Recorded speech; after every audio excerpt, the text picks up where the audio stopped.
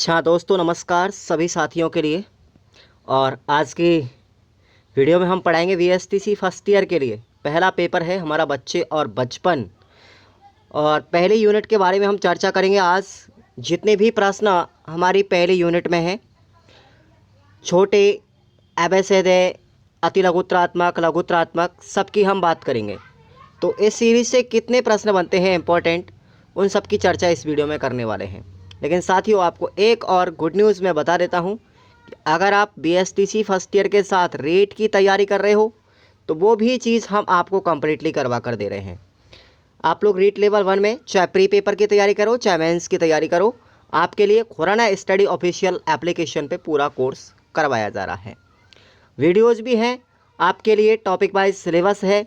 तो निर्मल classes Karauli YouTube channel को YouTube पर सर्च करेंगे और बेसिक से लेवल 1 की तैयारी को शुरू कर देंगे। ठीक है ना, बिल्कुल निःशुल्क तैयारी है साथियों, बिल्कुल भी घबराने की ज़रूरत नहीं है। और मैं आपके लिए इतना कुछ करूँगा कि शायद ही कोई यूट्यूबर्स आपके लिए इतना करे। देखो, एक ही जगह पर वीएसटीसी की तैयारी और एक ही जगह पर लेवल 1 की तैयारी। तो चलिएगा, आज की एक यूनिट को हम पढ़ लेते हैं और प्रथम यूनिट से कितने कितने क्वेश्चन बनते हैं इम्पोर्टेंट, सबकी चर्चा करेंगे। और यूनिट का नाम है हमारी बचपन, यानी चाइल्डहुड के बारे में हम चर्चा करेंगे। तो अभी तक चैनल विजिट किया है आप लोगों ने पहली बार, तो चैनल को सब्सक्राइब करके रखेंगे और बस बेल आइकन प्रेस कर लीजिए साथियों, नोटिफिकेशन आपके पास वीडियो का आ जाया करेगा। शाम 5 बजे रेगुलर आप लोग जुड़ेंगे, अपनी क्लास लेंगे। ठीक है, पहला क्वेश्चन आप लोग देखेंगे स्क्रीन पर। बचपन में बालक क्या पसंद करता है, बताइए साथियों। बचपन में बालक क्या पसंद करता है? कहानियाँ सुनना या पढ़ना पसंद करता है। ओके, अगला क्वेश्चन है, मित्रता सदैव ऐसे व्यक्ति से करनी चाहिए। कैसे व्यक्ति से करनी चाहिए भाई? जो सदाचारी हो, अच्छा जिसका व्यवहार हो। ठीक है ना, तो आंसर हो जाएगा सदाचारी। क्वेश्चन नंबर 3 देखेंगे कि बाल छवि निर्माण में जिसका प्रभाव पड़ता है वो क्या है? बाल छवि में यानी बचपन में किसका ज़्यादा प्रभाव पड़ता है भाई? अपने माता पिता का भी पड़ता है, अपनी संगति का भी पड़ता है और परिवार का भी प्रभाव पड़ता है। तो राइट आंसर क्या हो जाएगा? ऑप्शन डी कर लीजिए, उपरोक्त सभी। अगला क्वेश्चन देखते हैं हम। देखिए, जितने भी ऑब्जेक्टिव टाइप के क्वेश्चन हैं उन सबको तो आप लोग पढ़ ही लीजिए। ठीक है ना। बच्चों की छवि के संदर्भ में निम्नलिखित में से कौन सा कथन सत्य है? देखो, राइट आंसर डी है इसका। कैसे? सुनिएगा, ऑप्शन है अपने पहला, बच्चे अपने आसपास के परिवेश से स्वयं सीखते हैं, बिल्कुल सही बात है। बच्चे तर्कशील और बुद्धिमान होते हैं, बिल्कुल सही बात है। ऑप्शन सी, बच्चे निडर होते हैं, बिल्कुल किसी से डरते नहीं है, उनके पास सांप वगैरह, बिच्छू गोरिया कुछ भी आ जाए डरते बहुत कम है। ठीक है ना, थोड़े साहसी भी माने जाते हैं, इसलिए ऑप्शन डी लाइक कर लीजिए आप लोग। क्वेश्चन नंबर 5 देखते हैं, निम्नलिखित में से कौन सी बात उचित है? बताओ जल्दी से। ऐसे क्वेश्चंस आपको समझ के आधार पर करने होते हैं। तो राइट आंसर हो जाएगा इसका, बच्चों को अनुभव करने देना और उनको स्वयं करके कुछ सीखने के लिए प्रेरित करना या उनको देना। ओके, और इम्पॉर्टेंट क्वेश्चन देखेंगे आप लोग, 2019 में आ चुका है और दोबारा भी रिवाइज हो सकते हैं ऐसे प्रश्न। गीजूबाई बधेका ने निम्न में से किसकी स्थापना की थी? बताओ जल्दी से, जल्दी से बताओ। गीजूबाई बधेका ने बाल मंदिर स्कूल की स्थापना की थी, जबकि समर हिल स्कूल की स्थापना किसने की थी? बताओ जल्दी से। एएस नील ने की थी भाई। किसने की थी? एएस नील ने की थी। ये क्वेश्चन भी आपको याद रखना है। समर हिल स्कूल की स्थापना एएस नील के द्वारा, जबकि बाल मंदिर स्कूल की स्थापना गीजूबाई बधेका के द्वारा की गई। भाई गीजूबाई बधेका को एक नाम और याद रखना, मूंछों वाली माँ। क्या नाम याद रखना? मूंछों वाली माँ कहते हैं भैया इसको। ठीक है ना, ये ऑप्शन भी, क्वेश्चन भी आपसे पूछा जा सकता है, मूंछों वाली माँ गीजूबाई बधेका को कहते हैं। चलिए, क्वेश्चन अगला है, लो भाई, लो भाई आ ही गया, बिल्कुल गीजूबाई बधेका, मूंछ वाली माँ या मूंछों वाली माँ। ओके, अगला क्वेश्चन देखते हैं, गीजूबाई बधेका सबसे अधिक किससे प्रभावित थे? देखो, ये प्रभावित थे मैडम मारिया मांटेसरी की शिक्षण पद्धति से। ठीक है ना, मैडम मारिया मांटेसरी शिक्षण पद्धति जब आपको रीट में पढ़ाई जाएगी तो इन्होंने एक शिक्षण विधि दी थी जिसका नाम था सहचर्य। क्या नाम था? सहचर्य शिक्षण विधि। याद रखना, ये भी ऑप्शन आप क्वेश्चन देखो, मैं कितना लेवल से पढ़ा रहा हूँ, बीएसटीसी नहीं, रीट के लेवल से भी आपको पढ़ना है, ये साइकोलॉजी है। आगे चलते हैं, दिवा स्वप्न पुस्तक के राइटर कौन है भाई? बताओ, दिवा स्वप्न पुस्तक के राइटर कौन है? गीजूभाई बधेका ने लिखी भाई। किसने लिखी थी? गीजूभाई बधेका ने देवास्वप्न पुस्तक लिखी थी। दोस्तों ऐसे वीडियोस बनाने का मेरा पर्पज़ यही है कि आप लोग अगर अपनी सीरीज से नहीं पढ़ पाते हैं तो आप कम से कम 1 घंटे 40 मिनट वीडियो को ही देख लें, आपका रिवीजन हो जाएगा और अच्छे से याद भी हो जाएगा। बस यही मेरा टारगेट है चलाने का। और आपको पैसा भी खर्च करने की ज़रूरत नहीं पड़ेगी, क्योंकि बहुत सारे यूट्यूबर्स जो हैं आपको इसी 1 वीक सीरीज़ की PDF को पैसों से बेच रहे हैं, तो आप लोग नहीं लें उनको, ठीक है ना भाई। चलिए, प्राथमिक शाला में भाषा शिक्षा, इस नामक कृति किसके द्वारा लिखी गई थी? एक पुस्तक और है साथियों, गीजूभाई बधेका की 2 पुस्तक हो गई। प्राथमिक शाला में भाषा शिक्षा, गीजूभाई बधेका की पुस्तक है, एक रचना है इनकी, और एक पुस्तक का नाम यह है देवास्वप्न। 2 पुस्तक याद रखना। चलिए, अगला क्वेश्चन आपके लिए इंपॉर्टेंट है। जॉन हॉल्ट का जन्म कब हुआ था भाई? जॉन हॉल्ट का जन्म कब हुआ था? 14 अप्रैल 1923 को। बताओ जल्दी से। देखो, डॉक्टर भीमराव अंबेडकर का जन्म कब हुआ था? 14 अप्रैल को ही हुआ भाई, 1891 को। तो बताओ, डॉक्टर भीमराव अंबेडकर की जयंती और जॉन हॉल्ट की जयंती एक ही दिन मनाई जाती है। ओके, लाइक कर दीजिए अब इसी बात पर आप लोगों को। अब बात करते अगले है, प्रसिद्ध शिक्षाविद A.S. नील के अनुसार शिक्षा का लक्ष्य क्या है? 2015 में क्वेश्चन आ चुका है। A.S. नील के द्वारा समर हिल स्कूल की स्थापना की गई थी, तो उनका शिक्षा का लक्ष्य था कि मनुष्य के व्यक्तित्व एवं चरित्र का विकास करना चाहिए। ओके, आप देखते हैं आगे। आ गया भाई, समर हिल स्कूल के संस्थापक है A.S. नील।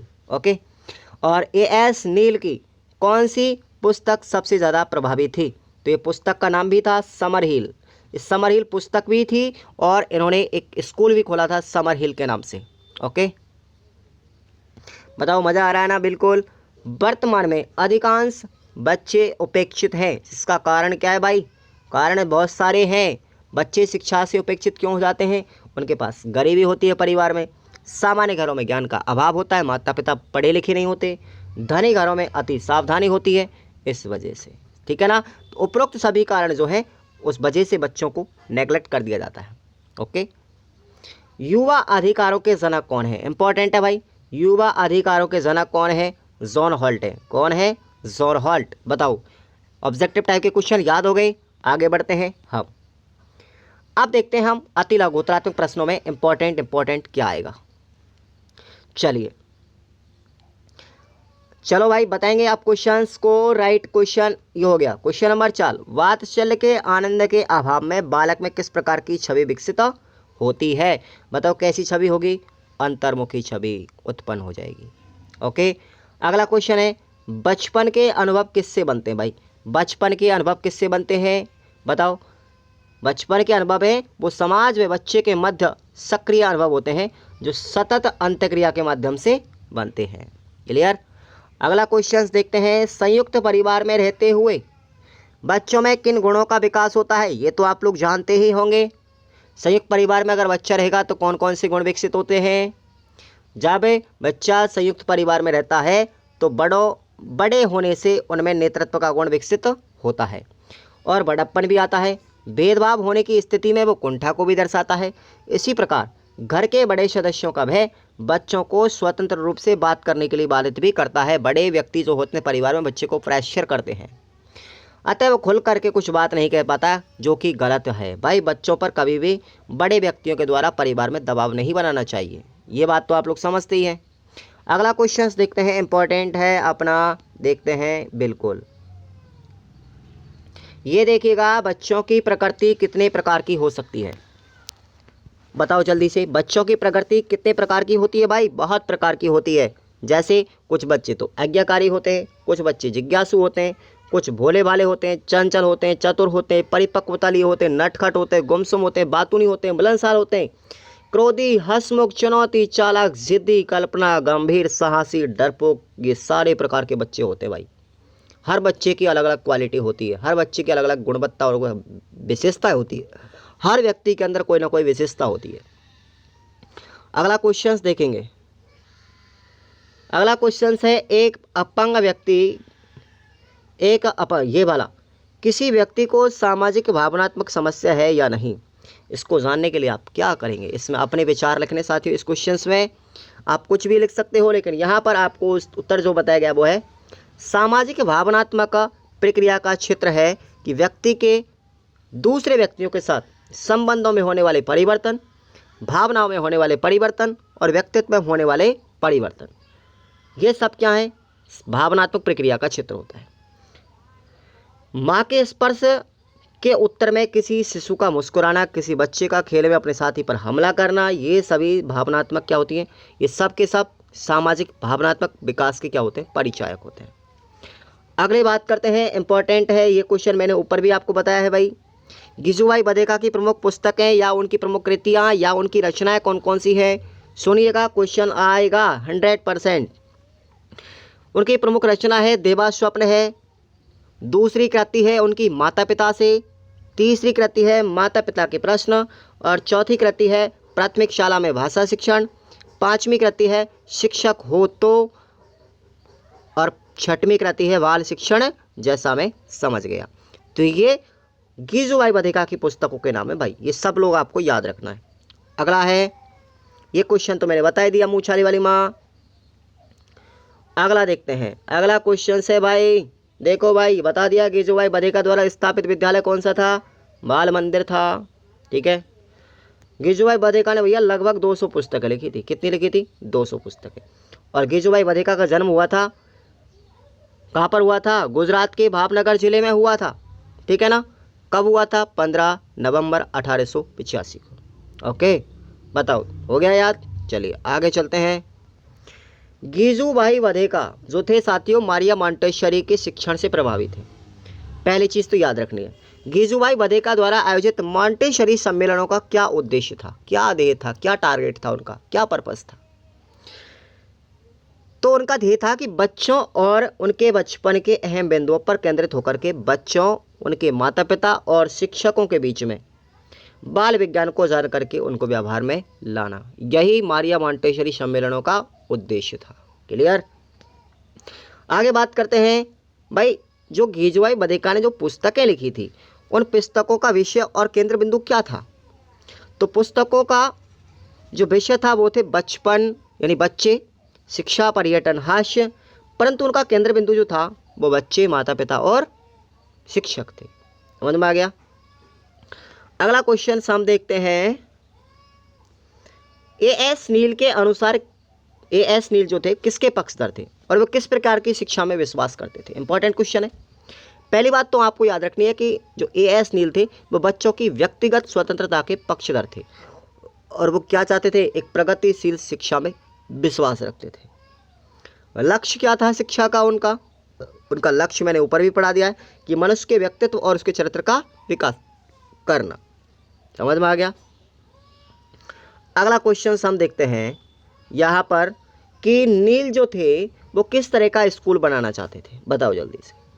नील स्कूल बनाना चाहते थे जिसमें बच्चों को स्कूल के अनुरूप ढालने के बदले बच्चों को, भाई नील क्या चाहते? नील यही चाहते थे कि भाई बच्चों को स्कूल के अनुरूप नहीं डालें, बल्कि स्कूल को बच्चों के अनुरूप बनाया जाए।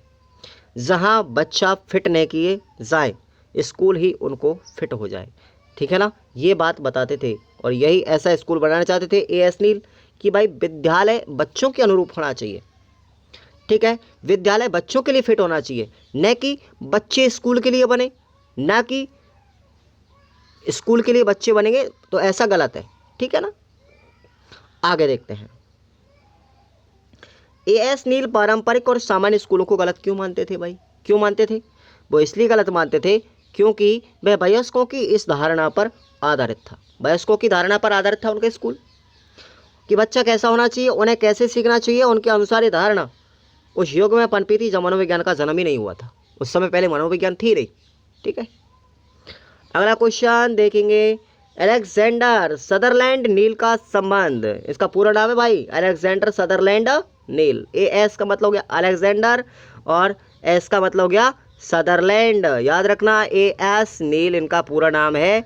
और आपको याद रखना है ए.एस. नील का संबंध किस विद्यालय से रहा था? समर हिल स्कूल से। 3-4 बार पढ़ा दिया भाई, अब तो याद हो गया होगा। और इस समर हिल स्कूल को कैसा बोलते हैं? मन मर्जी का स्कूल बोलते हैं। क्या बोलते हैं इसको? मन मर्जी का स्कूल बोलते हैं। समझ में आ गया? अगला क्वेश्चन है, मुक्त बालक बालिकाओं की विशेषता क्या है? मुक्त बालक बालिकाओं की विशेषता क्या है भाई? कि बालक बालिका जो होती है मुक्त रूप से गणित पढ़ना पसंद करते हैं, इतिहास और भूगोल में आनंद पाते हैं। वे विभिन्न विषयों में से उन विषयों को चुन लेते हैं जो उन्हें अच्छी लगती हैं। मुक्त बच्चे अपना ज़्यादातर समय अपनी दूसरी अभिरुचियों में बिताते हैं।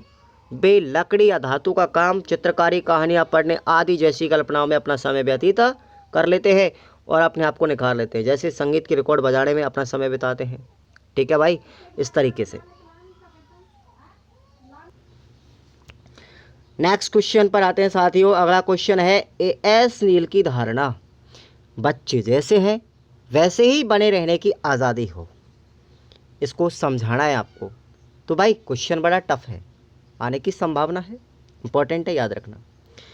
अब उनकी धारणा की बात करें तो उन्होंने कहा कि बचपन के दौरान आज़ादी की भावना का अभाव महसूस करने वाले बच्चे दमित और मनोविकार से ग्रस्त हो जाते हैं।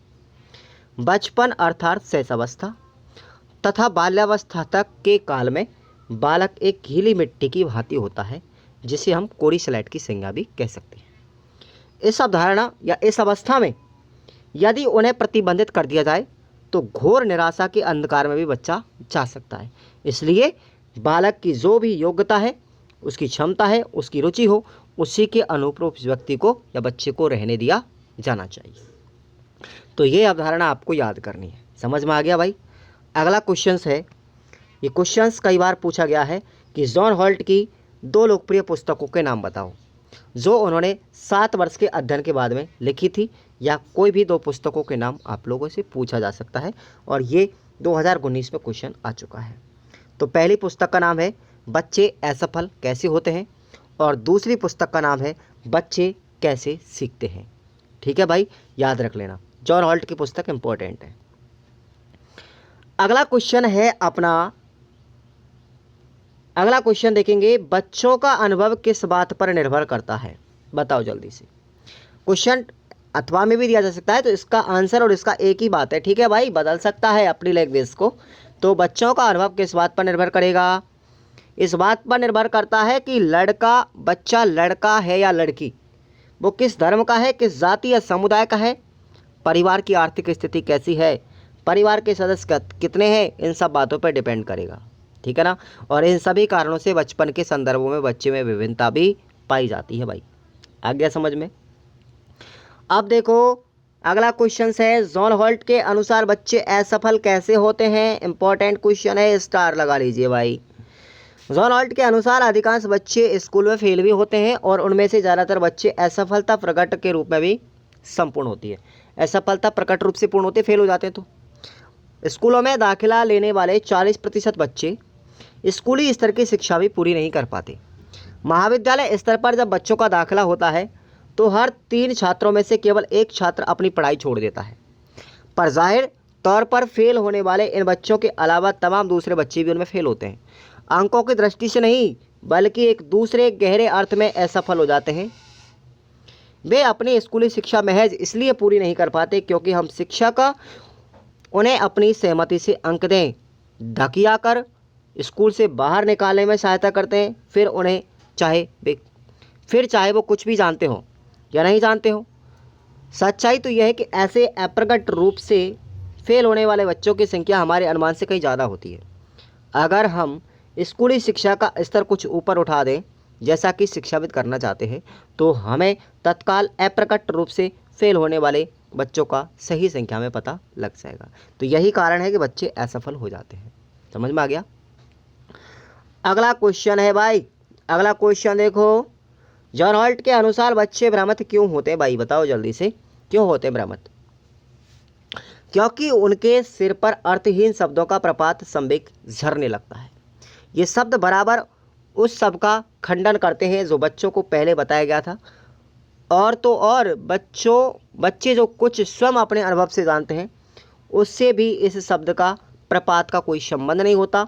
यथार्थ की जो अनगढ़ सी छवि बच्चों के मन में होती है, वो उसे पूरी तरह से कटा हुआ होता है, उसको नहीं मिल पाती वो शिक्षा। ठीक है, अगला क्वेश्चन आप लोग देखेंगे, बालक में अब लघुत्तरात्मक प्रश्नों की तरफ आते हैं। देखिए साथियों, आप बात करेंगे निबंधात्मक प्रश्नों की, तो वो निबंधात्मक प्रश्न आपको नहीं पढ़ाए जा रहे, अगर आपने छोटे प्रश्नों को अच्छे से पढ़ लिया तो आप निबंधात्मक प्रश्नों को भी करके आ सकते हो। और निबंधात्मक प्रश्नों के लिए मैं आपको एक इम्पॉर्टेंट चीज़ लेकर के आ रहा हूँ। शिक्षक दिवस के दिन आप लोग तैयार रहें, बस आपके लिए वो दिन बहुत इतिहासकार रहेगा, बहुत खास रहेगा। ये VSTC में किसी बच्चे की बैक नहीं लगने देंगे। आप लोग तैयारी करते रहे साथ साथ में, और मैं आपको बहुत एंटीबायोटिक डोज लेकर के आ रहा हूँ, बहुत शानदार, ठीक है ना। 5 सितंबर के दिन तैयार रहे, 1 महीने पहले ही बता दिया मैंने। बालक में अंतर्मुखी छवि हम कब विकसित होने लगती है, बताओ कब विकसित होने लगती है अंतर्मुखी छवि? यदि परिवार में बालक को वात्सल्य का आनंद नहीं मिलता, माता पिता सचेत नहीं होते, दादी अच्छी कहानियाँ नहीं सुनाती, घर परिवार में कलेश रहता है, तो बालक की छवि अंतर्मुख हो जाती है। वह अकेला रहना पसंद करने लगता है, मन ही मन सोचने लगता है, हर काम में वह अपने आप को अक्षम मान लेता है, वह स्वयं का स्वतंत्र चिंतन नहीं कर पाता, निर्णय शक्ति का उसमें अभाव होता है, वह दूसरों का अनुगामी हो जाता है। ऐसे बालक काल्पनिक कहानियाँ, प्रधान चिंतन कहानियाँ, तर्कपूर्ण कहानियाँ, जीवनी कहानियाँ आदि पढ़ने लगते हैं। इस तरीके से बच्चों में अंतर्मुखी छवि विकसित हो जाती है। आ गया समझ में? अगला क्वेश्चन देखते हैं। अच्छा क्वेश्चन है इंपॉर्टेंट। विशिष्टता बच्चों को समाज में सामंजस्य स्थापित करने में कठिनाइयाँ होती हैं, समझाइए। विशिष्ट एक ऐसा अंतर्वेशित पद होता है जिसका तात्पर्य है कि कोई भी वैसे बालक से होता है जिसका निष्पादन मानक से ऊपर या नीचे इस हद तक विचलित होता है कि उसके लिए विशेष शिक्षा की आवश्यकता होती है। ऐसी श्रेणी में प्रतिभाशाली बच्चे, सृजनात्मक बच्चे, मानसिक रूप से मंद बच्चे और शारीरिक रूप से विकलांग बच्चे ऐसी स्थिति में शामिल होते हैं। क्लियर? आगे देखते हैं। अब कुछ कारण होते हैं जो अपने आप में सामंजस्य बैठाने में कठिनाई उत्पन्न करते हैं। देखो, जब किसी बालक को असाधारण बालक या विशिष्ट बालक, खास तौर से औसत से नीचे आने वाली श्रेणियों के बालक का ठप्पा लगा दिया, भाई तू तो कमज़ोर है, तू तो कमंडल है, इस तरीके से बच्चे को जब बोलते हैं ना, तो बालक में एक अनुपयुक्त संप्रत्ति विकसित हो जाता है जो उसके व्यक्तित्व के विकास को अवरुद्ध कर देता है। समझ में आ गया? अगला है, इस ढंग से नामकरण करने वाले बच्चों को उनके अन्य साथियों के साथ मजाक उड़ाया जाता है, जिससे वो सामंजस्य करने में कठिनाई। भाई एक बच्चे को टारगेट बना लेते क्लास में बहुत से लोग, बहुत से बच्चे, कि ये तो गधा है, ये फलाना है, ढिकाना है, उसका बैक नाम रख देते हैं, उसका मजाक उड़ाते हैं, तो बच्चा अपने आप को एडजस्टमेंट नहीं कर पाता लाइफ में, एजुकेशन में भी। ओके, मात्र इस नामकरण के आधार पर बच्चों को सामान्य कक्षा से अलग रखा जाता है, जिससे उनमें अवांछित सामाजिक शील गुण विकसित होने की काफ़ी संभावना बढ़ जाती है। यानी कि अवांछित कुछ गलत प्रवृत्तियां बच्चे में जागृत हो जाती हैं, उत्पन्न हो जाती हैं, जब बच्चे को दुनिया या दूसरे बच्चे उसको हीन भावना से देखने लगते हैं। ठीक है। अगला है, विशिष्ट बालकों का विचलन इस सीमा तक होता है कि उन्हें विशेष शिक्षा देने की जरूरत पड़ जाती है। भाई विशिष्ट जो बच्चे होते हैं उनको कुछ स्पेशली क्लास भी लगाई जाती है कक्षा के अंदर, तो भी उनको गलत तरीके से देखा जाता है। अगला क्वेश्चन है, घर अथवा शाला में मंदबुद्धि बच्चों के साथ किन किन तरीकों से कार्य किया जाना चाहिए? बताओ भाई, आंसर हो जाएगा इसका, देखेंगे थोड़ा लंबा आंसर है। स्वयं की देखभाल। स्वयं की देखभाल कैसे करेगा कि मानसिक रूप से मंद बच्चों को अपनी दैनिक आवश्यकताओं के कार्यों को करना सिखाने में अधिक समय लगता है, जैसे स्वयं खाना खाना, खाना पकाना, खाना खा पाना, या फिर नहाना, तैयार होना, शौच जाना आदि घर के दैनिक आवश्यकताओं के कार्यों को करने के लिए इन बच्चों को प्रेरित करना चाहिए, मंदबुद्धि के बच्चों को। दूसरा है, सामाजिक कौशल का उनमें विकास करना चाहिए। नंबर तीसरा है, उनको आत्मनिर्देशित करना चाहिए।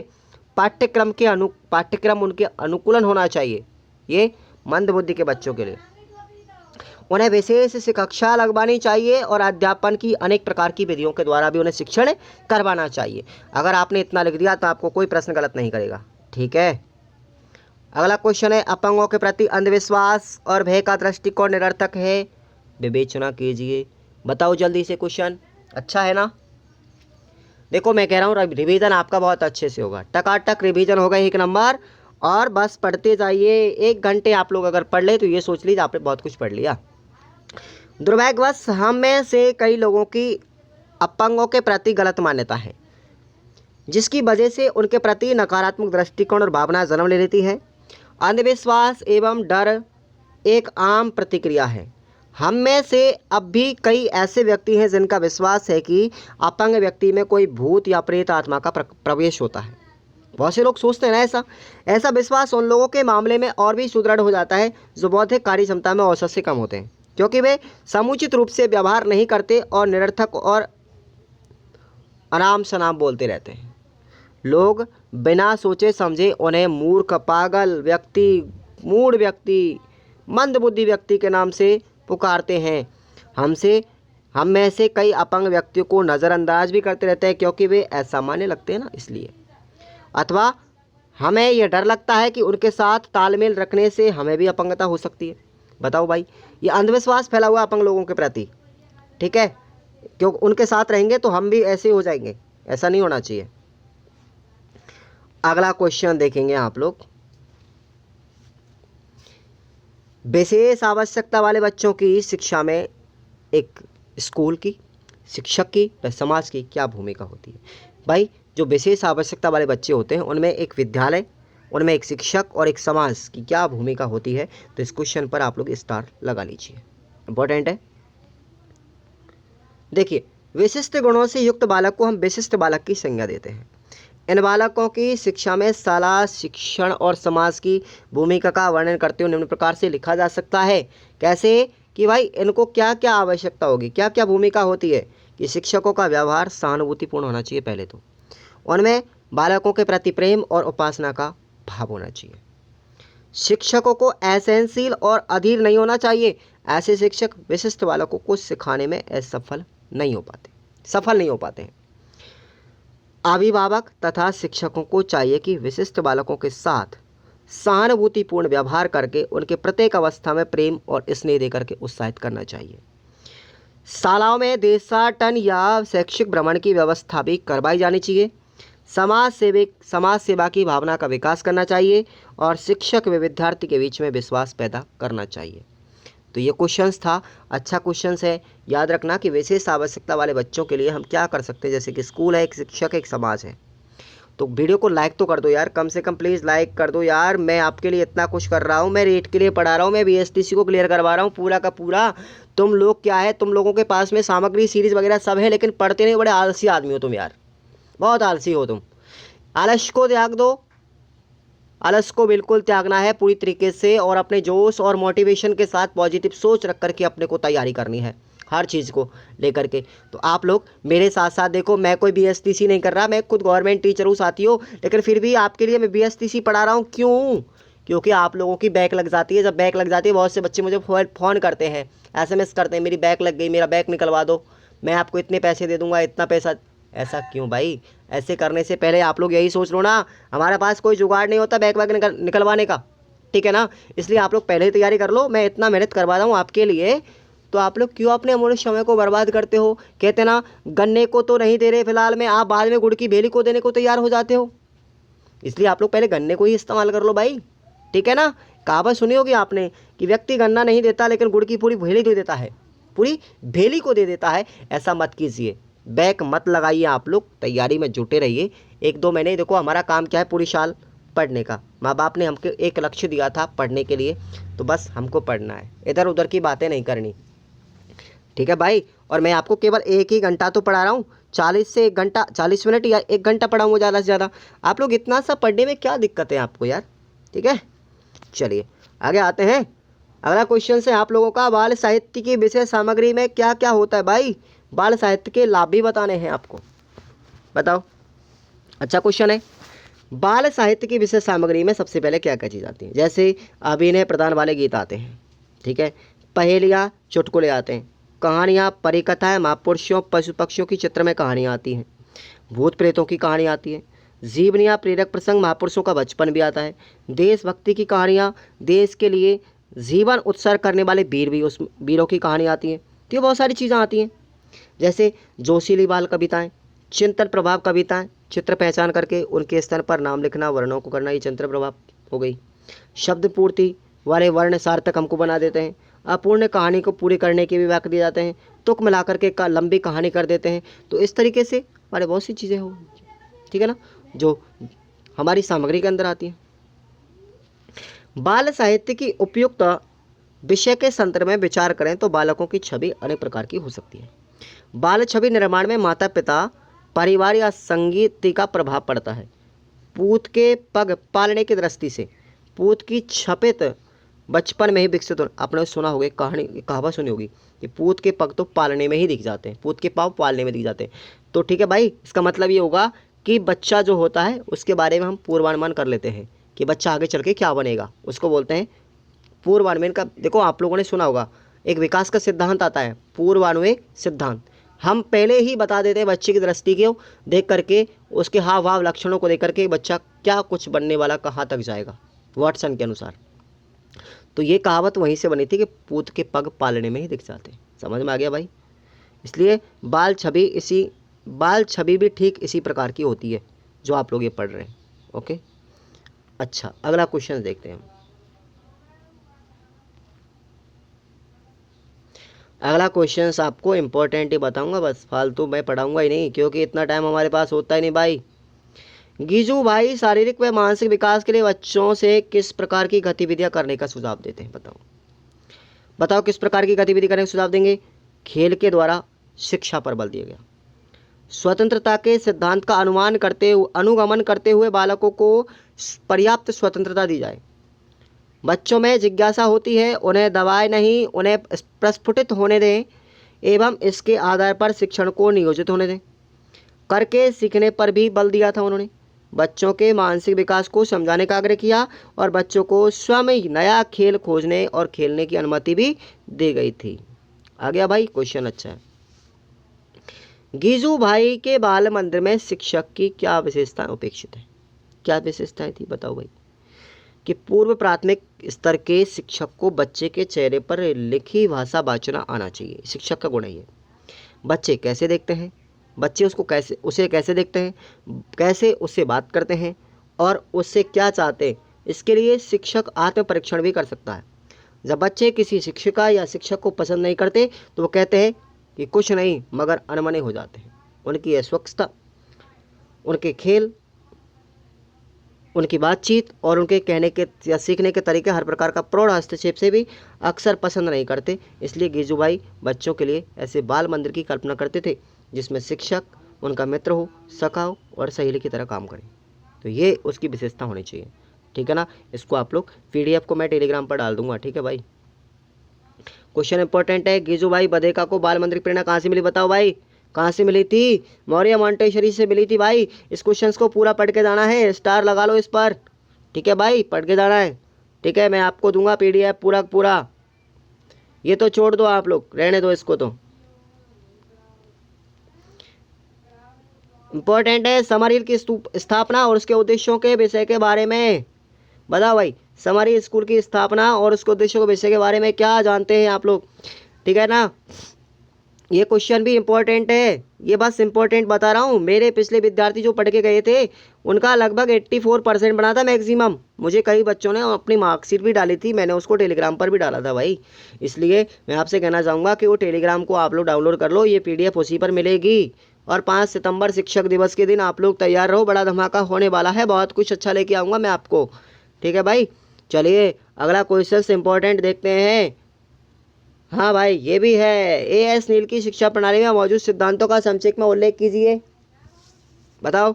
इस क्वेश्चन का आंसर नीचे दिया गया है, ठीक है ना। अच्छे से पढ़ के जाना, आपके पास सीरीज भी ऑलरेडी होती होगी हालांकि, ठीक है ना। चलिए अगला क्वेश्चन इंपॉर्टेंट आप लोगों के लिए है, अभी हम आपको बताएंगे। लो भाई, समरहिल स्कूल की विशेषताएं क्या क्या थी बताओ जल्दी से। समरहिल स्कूल की विशेषताएं ये याद कर रहे ना दोस्तों, इम्पोर्टेंट क्वेश्चन है ये भी, है ना भाई। अच्छा क्वेश्चन इम्पोर्टेंट ये भी है कि समरहिल स्कूल को मनमर्जी का स्कूल क्यों कहा जाता था भाई? क्यों कहा जाता था? बहुत अच्छा क्वेश्चन है, स्टार लगा लीजिए इस पर, बहुत अच्छा है, इंपॉर्टेंट है। इंपॉर्टेंट लगाएंगे इस क्वेश्चन पे कि भाई समरहिल स्कूल को मनमर्जी का स्कूल क्यों कहा जाता था। वीडियो को लाइक करना मत भूलिए दोस्तों, बिल्कुल भी लाइक कर लीजिए आप लोग इसको तो। अच्छा भाई अगला क्वेश्चन आप लोगों के लिए आता है, देखते हैं। अगला क्वेश्चन आपको बताएंगे, इंपॉर्टेंट ही बताएंगे, फालतू नहीं पढ़ाना बिल्कुल भी। पढ़ने के लिए तो फालतू आपके पास बहुत सारी चीज़ें हैं भाई। इंपॉर्टेंट है कि बचपन का महत्व किन कारणों से होता है। चलो लाइक ठोक दो भाई, लाइक ठोक दो। बचपन का महत्व किन कारणों से होता है? गला बैठ गया भाई मेरा पुकारते पुकारते आप लोगों के पीछे, लेकिन आप सुनते नहीं हो कहीं। ये क्वेश्चन इंपॉर्टेंट है कि बचपन का महत्व किन कारणों से होता है। ठीक है भाई, याद रखना। बस आज की इस वीडियो में आप इतना ही बात करने वाले हैं, इसके अलावा कोई क्वेश्चन नहीं है। ठीक है भाई, तो वीडियो को लाइक करना है, चैनल को सब्सक्राइब करके रखना है। आने वाली जितने भी इंपॉर्टेंट क्वेश्चंस आपको वीडियो के माध्यम से प्रोवाइड कराएंगे सबको सब टेलीग्राम को ज्वाइन करके रखो और बस बेल आइकन प्रेस कर लो यूट्यूब चैनल की। मज़ा आने वाला है, आने वाले समय में एक भी बैक नहीं लगेगी। क्वेश्चंस वो बताऊंगा जो एग्ज़ाम में आते हैं। ठीक है ना, आपका वजन कम हो जाएगा पढ़ने का। Okay, bye bye, Tata.